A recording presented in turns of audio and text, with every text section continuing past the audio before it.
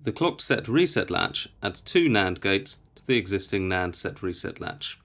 This means that now the inputs set and reset are active high, and they will only function when the clock or enable pin is high. Otherwise, the output stays latched. On the logic processor, we have set, reset, and clock, the SR latch itself, and the Q and Q bar outputs. With the clock signal set to low, we see that pressing set and reset has no effect on the output of the latch. If the clock is set to high, we can now set and reset the latch.